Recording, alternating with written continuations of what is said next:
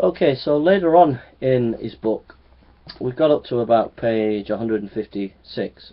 Later on in his book, Licona gives five or six methodology of investigating a claim in history, testing the hypotheses, etc.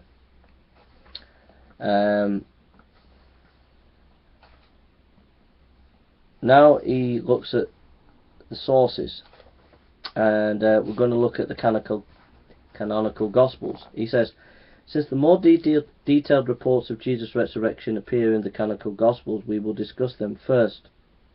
Prior to the 1990s, a large segment of New Testament scholarship maintained that the Gospel represents sui generis, that is, a genre unique to them.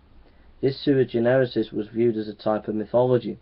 Considered what the Jesus Seminar wrote in 1992.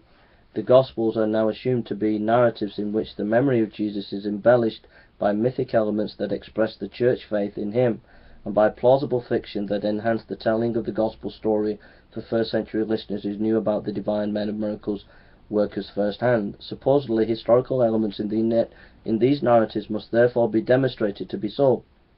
End of quote.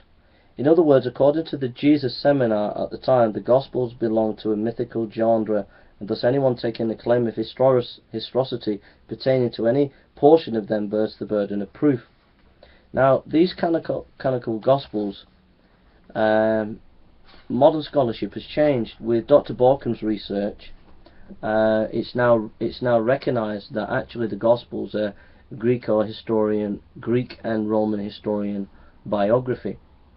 If you look at the way historians wrote about biography in the time of the first century, it exactly mirrors the kind of style that the Gospels are.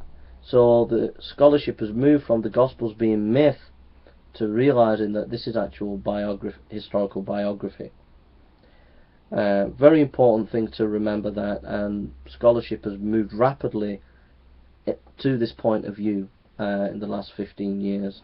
And atheists are unaware of this, or if they are aware of it, they won't actually deal with the scholarship